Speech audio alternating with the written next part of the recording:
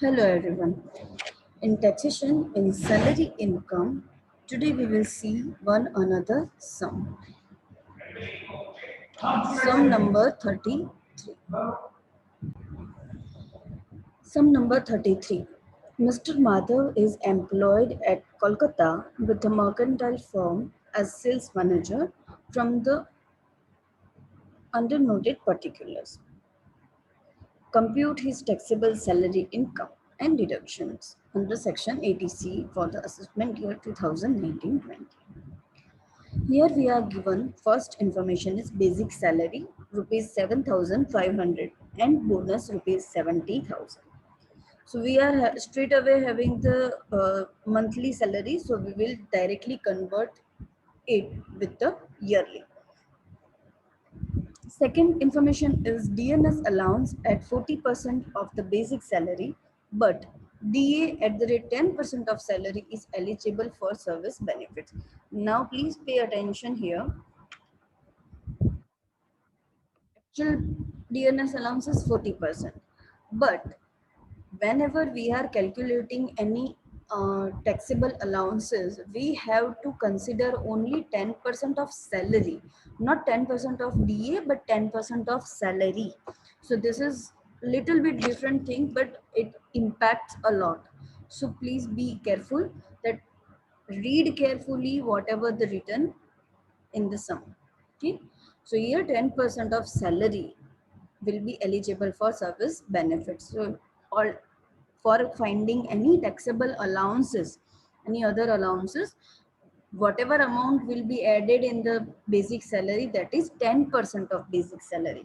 Okay, incentive commission at 1% of the turnover achieved by him but not exceeding 50% of monthly salary of rupees 7,500. The turnover achieved by him for the relevant previous year was 11 lakh. So we have to find out the commission on this total sale, that is 11 lakh rupees, and we have to do the 1% of 11 lakh rupees.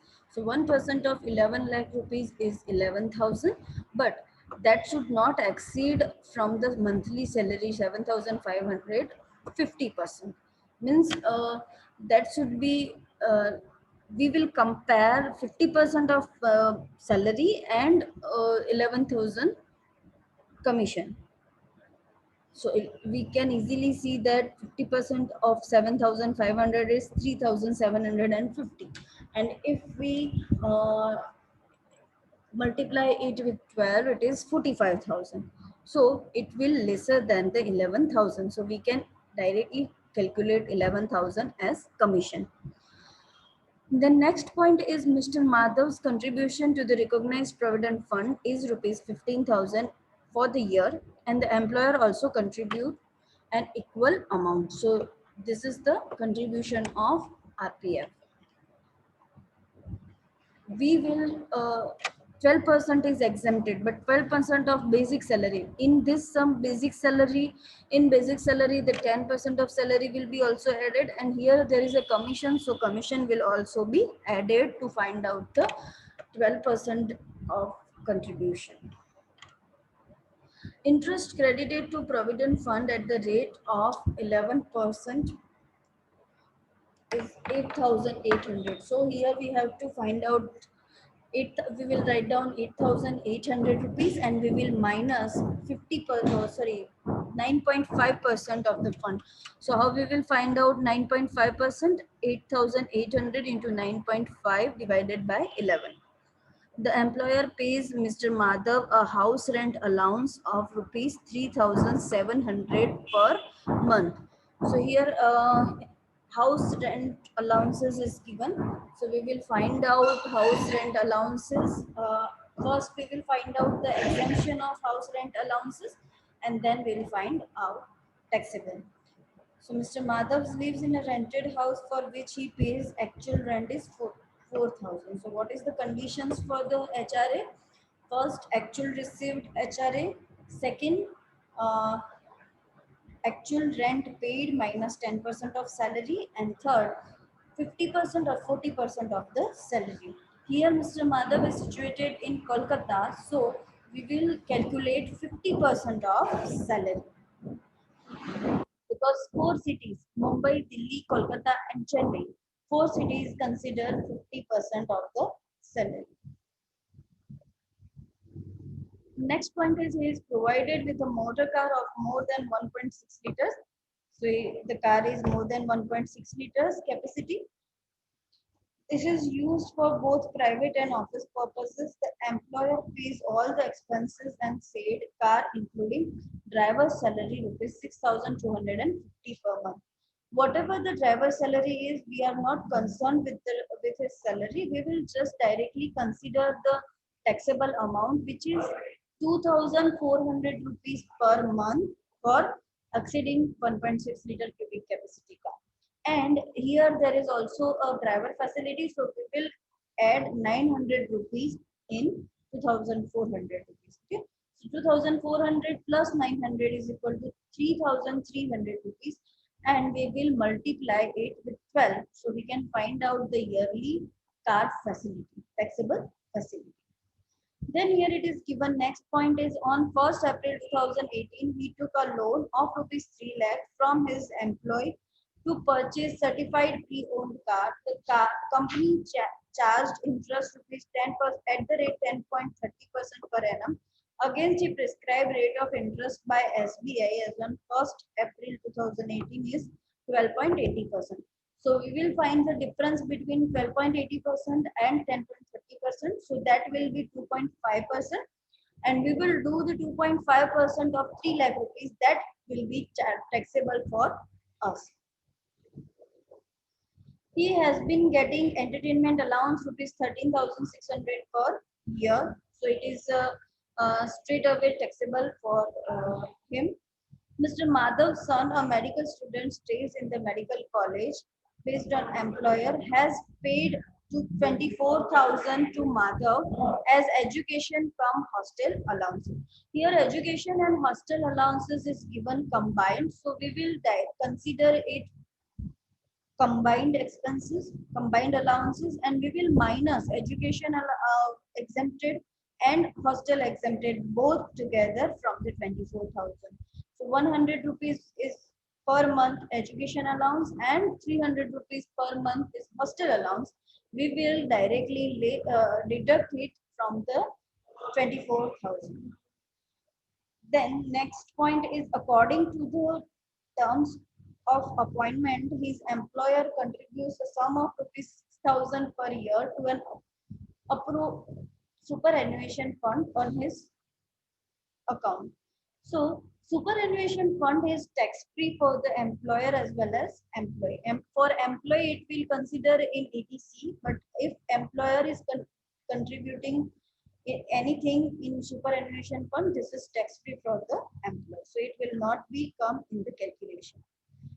Then during the relevant previous year, Mr. Madhav paid the following life insurance premium. Life insurance premium is exempted for taxable salary, so right now will not consider and will not do any calculation for this life insurance premium. Okay, so now let's start to make the statement of salary. So statement of taxable salary of Mr. Madhav, assessment year 2019-20.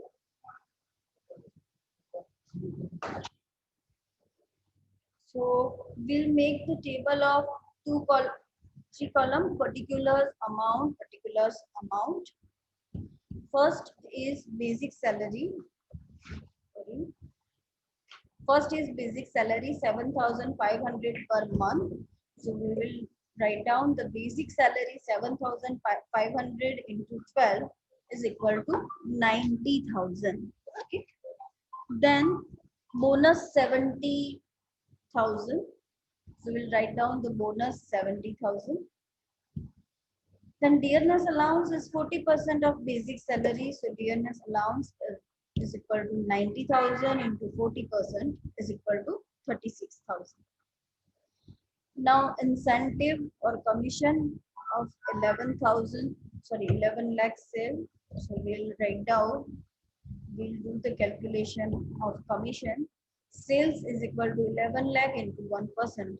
So 11,000 is our commission. So we will write down commission 11,000. Okay. Next point is recognized provident fund contribution. So we'll write down the contribution in RPF 15,000. Then we'll minus the exempted amount, which is 12% of salary. So basic salary 90,000. Then 10% of basic salary, which is eligible for service benefits. So we'll add 10% of 90,000, that is 9,000, and we'll add 11,000 commission. So to our total salary will become 1,10,000. So 12% of 1,10,000 is 13,200. Will minus 15,000. Will minus 13,200 from 15,000. That is 1,800 rupees. Then next we'll calculate the interest of RPF. That is 8,800 rupees. Then we'll minus the exemption. 8,800 into 9.5% divided by 11%. So we find out the exemption, that is 7,600 rupees. So if we minus 7,600 from 8,800, it is 1,002. Then the employer pays Mr. Madhav's house rent. So how we'll find out the house rent allows HRA. So we will write down the condition. First is actual received HRA, that is 12 into 3,700 is equal to 44,400 rupees. Minus, sorry, second condition is actual paid rent, that is 4,000 rupees per month. So we'll find out the yearly rent paid. 12 into 4,000 is equal to 48,000 minus 10% of salary. So we have already found the salary 1,10,000. So 10% of 1,10,000 is 11,000. 11,000.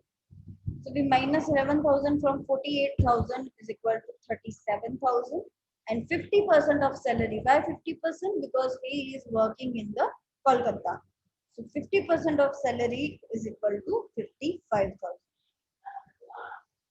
So which amount is less among these three amounts? It is 37,000. So our exempted HRA will be 37,000. So we write down in the statement HRA 3,700 into 12, 44,400 minus exempted 37,000. So our taxable HRA will be 7,400 rupees. The next point is car facility. So we'll write down the car facility, which we have already discussed. 2,400 rupees. Why 2,400? Because it is more than 1.6 liters cubic capacity. So 2,400 rupees plus 900 rupees for driver facility is equal to 3,300. We'll multiply it with 12. So it will become 39,600 rupees. Okay. Then next, less interest loan. So we will find out the less interest loan. We'll first find out the difference between interest rate, that is 12.80% minus 10.30% is equal to 2.5%. And we'll do 2.5% of 3 lakh is equal to 7,500 rupees. So this amount will be taxable for us. Facility of less interest loan is equal to 7,500 rupees. Then entertainment allowance is fully taxable. So we'll write down the entertainment allowance, 13,600 rupees. Then education and hostel allowance. Education and hostel allowance is 24,000 rupees. In our exemption is 100 for education allowance and 300 for hostel allowance. So it will become 400 rupees into 12, 4,800 rupees. That is 19,200. Contribution in superannuation fund is tax free for us. So now here all the entry has been covered. So we'll do the total of amount 90,000 plus 70,000 plus 36,000 plus 11,000 plus 1,800 plus 1,200 plus 7,400 plus 13,000 9,600 plus 7,500. So we'll do the total. Our total gross salary is 2,97,300. We have no any another deduction, so we'll just write down standard deduction. So we write down we minus 40,000 standard deduction from the gross salary. So we'll get total taxable salary is 2,57,300 rupees. Okay. So with this sum, we'll end this chapter, and in next lecture we will meet with the new chapter. Till that, you will find any difficulties, you can contact me. Thank you.